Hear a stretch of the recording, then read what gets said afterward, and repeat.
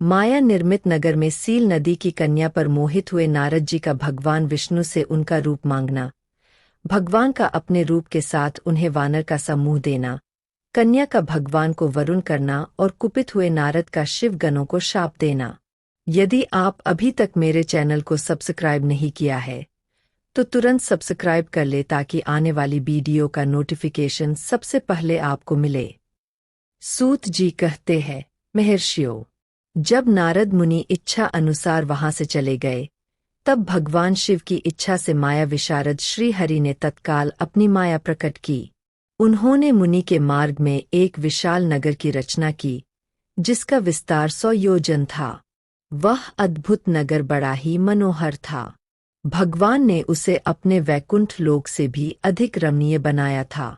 नाना प्रकार की वस्तुएं उस नगर की शोभा बढ़ाती थी। वहां स्त्रियों और पुरुषों के लिए बहुत से विहार स्थल थे। वह श्रेष्ठ नगर चारों वर्ण के लोगों से भरा था। वहां सीलनिधि नामक ऐश्वर्यशाली राजा राज्य करते थे। वे अपनी पुत्री का स्वयंवर करने के लिए उद्यत थे। उन्होंने महान उत्सव का आयोजन किया था। उनकी कन्या का वरण करने के लिए उत्सुक हो चारों दिशाओं से बहुत से राजकुमार पधारे थे, जो नाना प्रकार की वेशभूषा तथा सुंदर शोभा से प्रकाशित हो रहे थे। मुनि शिरोमणि नारद को आया देख महाराज सीलनिधि ने श्रेष्ठ रत्न के सिंहासन पर बिठाकर उनका पूजन किया। अपनी सुंदरी कन्या को, जिसका नाम श्रीमती था, बुलवाया और उससे नारद जी के चरणों में प्रणाम करवाया। उस कन्या को देखकर नारद मुनि चकित हो गए और बोले, राजन, यह देवकन्या के समान सुंदरी महाभगा कौन है? उनकी यह बात सुनकर राजा ने हाथ जोड़कर कहा, मुन्ने, यह मेरी पुत्री है। इसका नाम श्रीमती है। अब इसके विवाह का समय आ गया है। यह अपने लिए सुंदर वर चुनने के निमित्त स्वयंवर में जाने वाली है। इसमें सब प्रकार के शुभ लक्षण लक्षित होते हैं। महर्षि, आप इसका भाग्य बताइए। राजा के इस प्रकार पूछने पर काम से मोहित हुए मुनि श्रेष्ठ नारद उस कन्या को प्राप्त करने की इच्छा मन में लिए राजा को संबोधित करके इस प्रकार बोले, भूपाल, आपकी यह पुत्री समस्त शुभ लक्षणों से संपन्न है, परम सौभाग्यवती है। अपने महान भाग्य के कारण यह धन्य है और साक्षात लक्ष्मी की भांति समस्त गुणों की आधार है। इसका भावी पति निश्चय ही भगवान शंकर के समान वैभवशाली, सर्वेश्वर, किसी से पराजित नहीं होने वाला, वीर, काम विजय तथा संपूर्ण देवताओं में श्रेष्ठ होगा। ऐसा कहकर राजा से विदा ले इच्छा अनुसार चलने वाले नारद मुनि वहां से चल दिए। वह काम के वशीभूत हो गए थे। शिव की माया ने उन्हें विशेष मोह में डाल दिया था। वे मुनि मन ही मन सोचने लगे कि इस राजकुमारी को कैसे प्राप्त करूं? स्वयंवर में आए हुए राजाओं में से सबको छोड़कर यह एकमात्र मेरा ही वरण करें, यह कैसे संभव हो सकता है? आर्यों को सौंदर्य सर्वथा प्रिय होता है। सौंदर्य को देखकर ही प्रसन्नता पूर्वक मेरे अधीन हो सकती है, इसमें संशय नहीं है। ऐसा विचार कर काम से विह्वल हुए मुनिवर नारद भगवान विष्णु का रूप ग्रहण करने के लिए तत्काल उनके लोक में जा पहुँचे। वहां भगवान विष्णु को प्रणाम करके इस प्रकार बोले, भगवान, एकांत में आपसे अपना सारा वृत्तांत कहूंगा। तब बहुत अच्छा कहकर लक्ष्मीपति श्रीहरि नारद जी के साथ एकांत में जा बैठे और बोले, मुनि, अब आप अपनी बात कहिए। तब नारद जी ने कहा, भगवान, आपके भक्त जो राजा सीलनिधि है, वे सदा धर्म पालन में तत्पर रहते हैं।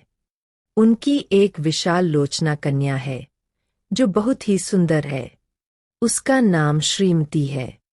वह विश्व मोहिनी के रूप में विख्यात है और तीनों लोकों में सबसे अधिक सुंदरी है। प्रभु, आज मैं शीघ्र ही उस कन्या से विवाह करना चाहता हूँ। राजा सीलनिधि ने अपनी पुत्री की इच्छा से स्वयंवर रचाया है, इसलिए चारों दिशाओं से वहां सहस्त्र राजकुमार पधारे हैं। नाथ, मैं आपका प्रिय सेवक हूँ। आप मुझे अपना स्वरूप दे दीजिए, जिसे राजकुमारी श्रीमती निश्चय ही मुझे वर ले। सूत जी कहते हैं, महर्षियों, नारद मुनि की ऐसी बात सुनकर भगवान मधुसूदन हंस पड़े और भगवान शंकर के प्रभाव का अनुभव करके उन दयालु प्रभु ने उन्हें इस प्रकार उत्तर दिया। भगवान विष्णु बोले, मुन्ने, तुम अपने अभीष्ट स्थान को जाओ। मैं उसी तरह तुम्हारा हित साधन करूंगा जैसे श्रेष्ठ वैद्य अत्यंत पीड़ित रोगी का करता है, क्योंकि तुम मुझे विशेष प्रिय हो। ऐसा कहकर भगवान विष्णु ने नारद मुनि को मुख तो वानर का दे दिया और शेष अंगों में अपने जैसा स्वरूप देकर वहां से अंतर्ध्यान हो गए। भगवान की पूर्वोक्त बात सुनकर और उनका मनोहर रूप प्राप्त हो गया समझकर नारद मुनि को बड़ा हर्ष हुआ। वे अपने को कृत्य मानने लगे। भगवान ने क्या प्रयत्न किया है, इसको वे समझ ना सके। श्रेष्ठ नारद शीघ्र ही उस स्थान पर जा पहुँचे जहाँ राजा सीलनिधि ने राजकुमारों से भरी हुई स्वयंवर सभा का आयोजन किया था। विप्रो, राजा सीलनिधि द्वारा आयोजित स्वयंवर सभा दूसरी इंद्रसभा के समान अत्यंत शोभा पा रही थी। नारद जी उस राज्य सभा में जा बैठे और वहां बैठकर प्रसन्न मन से बार बार यही सोचने लगे कि भगवान विष्णु के समान रूप धारण किए हुए है। राजकुमारी अवश्य मेरा ही वरण करेगी, दूसरे का नहीं। मुनि श्रेष्ठ नारद को यह ज्ञात नहीं था कि मेरा मुंह कितना कुरूप है। उस सभा में बैठे हुए सब मनुष्यों ने मुनि को उनके पूर्व रूप में ही देखा। राजकुमार आदि कोई भी उनके रूप परिवर्तन के रहस्य को न जान सके। वह नारद जी की रक्षा के लिए भगवान रुद्र के 2 पार्षद आए थे, जो ब्राह्मण का रूप धारण करके वहां बैठे थे। नारद जी के रूप परिवर्तन के उत्तम भेद को जानते थे। मुनि को काम आवेश से मूढ़ हुआ जानकर दोनों पार्षद उनके निकट गए और आपस में बातचीत करते हुए उनकी हंसी उड़ाने लगे, परंतु मुनि तो काम से विह्वल हो रहे थे। उन्होंने उनकी यथार्थवाद भी अनसुनी कर दी। वह मोहित हो श्रीमती को प्राप्त करने की इच्छा से उसके आगमन की प्रतीक्षा करने लगे। इसी बीच में वह सुंदरी राजकन्या स्त्रियों से घिरी हुई अंतःपुर से वहां आई। उसने अपने हाथ में सोने की एक सुंदर माला ले रखी थी। वह शुभ लक्षणों वाली राजकुमारी स्वयंवर के मध्य भाग में लक्ष्मी के समान खड़ी हुई अपूर्व सुंदरा लग रही थी। उत्तम व्रत का पालन करने वाली वह कन्या माला हाथ में लेकर अपने मन के अनुरूप वर का अन्वेषण करती हुई सारी सभा में भ्रमण करने लगी। नारद मुनि का भगवान विष्णु के समान शरीर और वानर जैसा मुंह देखकर वह कुपित हो गई और उनकी ओर से दृष्टि हटाकर दूसरी ओर चली गई। स्वयंवर सभा में अपने मनोवांछित वर को ने देखकर वह भयभीत हो गई। राजकुमारी उस सभा के भीतर चुपचाप खड़ी रह गई। उसने किसी के गले में जयमाला नहीं डाली। इतने में राजा के समान वेशभूषा धारण किए भगवान विष्णु वहां आ पहुँचे। किन्हीं दूसरे लोगों ने उनको वहां नहीं देखा, केवल उस कन्या की ही दृष्टि उन पर पड़ी। भगवान को देखते ही उस परम सुंदरी राजकुमारी का मुख प्रसन्नता से खिल उठा। उसने तत्काल ही उनके कंठ में वह माला पहना दी। राजा का रूप धारण करने वाले भगवान विष्णु उस राजकुमारी को साथ लेकर तुरंत अदृश्य हो गए और अपने धाम में आ पहुँचे। इधर सब राजकुमार श्रीमती की ओर से निराश हो गए। नारद मुनि तो काम वेदना से आतुर हो रहे थे, इसलिए भी अत्यंत विह्वल हो उठे। तब वे दोनों विप्र रूपधारी ज्ञान विशारद रुद्रगण काम विह्वल नारद जी से उसी क्षण बोले। रुद्रगणों ने कहा, हे नारद, हे मुने, तुम व्यर्थ ही काम से मोहित हो रहे हो और सौंदर्य के बल से राजकुमारी को पाना चाहते हो। अपना वानर के समान घृणित मुंह तो देख लो। सूत जी कहते हैं, महर्षियों, उन रुद्रगणों का यह वचन सुनकर नारद जी को बड़ा विस्मय हुआ। वे शिव की माया से मोहित थे। उन्होंने दर्पण में अपना मुंह देखा। वानर के समान अपना मुंह देख वे तुरंत ही क्रोध से जल उठे और माया से मोहित होने के कारण दोनों शिवगणों को वहां शाप देते हुए बोले, अरे तुम दोनों ने मुझ ब्राह्मण का उपहास किया है। तुम ब्राह्मण के वीर्य से उत्पन्न राक्षस हो जाओ। ब्राह्मण की संतान होने पर भी तुम्हारे आकार राक्षस के समान ही होंगे। इस प्रकार अपने लिए शाप सुनकर वे दोनों ज्ञान शिरोमणि शिवगण मुनि को मोहित जानकर कुछ नहीं बोले। ब्राह्मणों, वे सदा सब घटनाओं में भगवान शिव की इच्छा मानते थे। उदासीन भाव से अपने स्थान को चले गए और भगवान शिव की स्तुति करने लगे। सूत जी कहते हैं, महर्षियों, माया मोहित नारद मुनि उन दोनों शिवगणों को यथोचित शाप देखकर भी भगवान शिव के इच्छावर मोह निंद्रा से जाग न सके। वह भगवान विष्णु के किए हुए कपट को याद करके मन में क्रोध लिए विष्णु लोक को गए और संविदा पाकर प्रचलित हुए अग्निदेव की भांति क्रोध से जलते हुए बोले। उनका ज्ञान नष्ट हो गया था, इसीलिए वे दुर्वचनपूर्ण व्यंग सुनाने लगे। नारद जी ने कहा, अरे तुम बड़े दुष्ट हो, कपटी हो और समस्त विश्व को मुंह में डाले रहते हो। दूसरों का उत्साह है या उत्कर्ष तुमसे सहा नहीं जाता। तुम मायावी हो, तुम्हारा अंतःकरण मलिन है।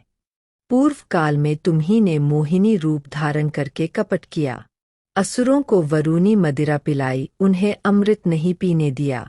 छल कपट में ही अनुराग रखने वाले हो। यदि महेश्वर रुद्र दया करके विष न लेते तो तुम्हारी सारी माया उसी दिन समाप्त हो जाती। विष्णु देव कपटपूर्ण चाल तुम्हें अधिक प्रिय है। तुम्हारा स्वभाव अच्छा नहीं है, तो भी भगवान शंकर ने तुम्हें स्वतंत्र बना दिया है। तुम्हारी इस चाल डाल को समझकर अब वे भगवान शिव भी पश्चाताप करते होंगे। अपनी वाणी रूप वेद की प्रामाणिकता स्थापित करने वाले महादेव जी ने ब्राह्मण को सर्वोपरि बताया है।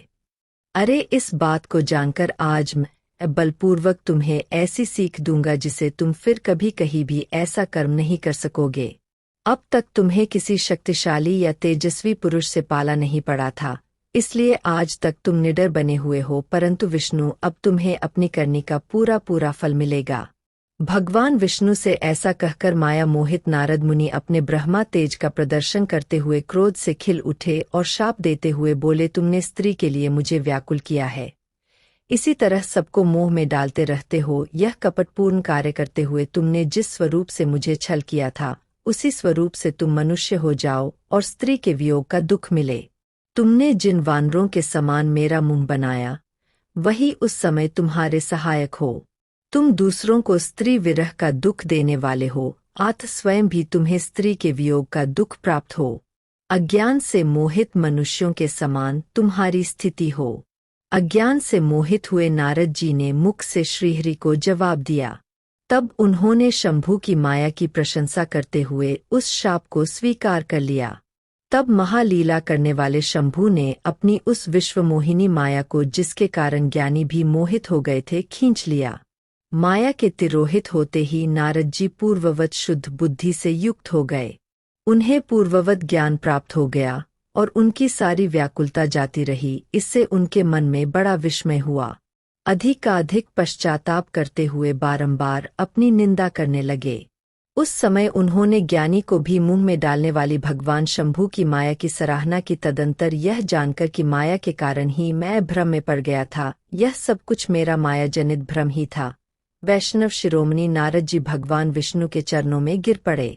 भगवान ने उठाकर खड़ा कर दिया। उस समय अपने दुर्बुद्धि नष्ट हो जाने के कारण वे यूं बोले, नाथ, माया से मोहित होने के कारण मेरी बुद्धि बिगड़ गई थी, इसलिए मैंने आपके प्रति बहुत दुर्वचन कहे हैं, आपको शाप तक दे डाला है।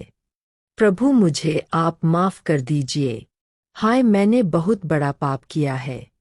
अब मैं निश्चय ही नरक में पड़ूंगा। हरि, मैं आपका दास हूँ, बताइए मैं क्या उपाय, कौन सा प्रयास करूं जिससे मेरा पाप समूल नष्ट हो जाए और मुझे नरक में ना गिरना पड़े। ऐसा कहकर शुद्ध बुद्धि वाले मुनि शिरोमणि नारद जी पुण्य भक्ति भाव से भगवान विष्णु के चरणों में गिर पड़े। उस समय उन्हें बड़ा पश्चाताप हो रहा था।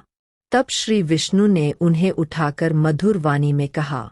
भगवान विष्णु बोले, नाथ, खेद न करो, तुम तो मेरे भक्त हो, इसमें संशय नहीं है। मैं तुम्हें एक बात बताता हूँ, सुनो, उससे निश्चय ही तुम्हारा परम हित होगा।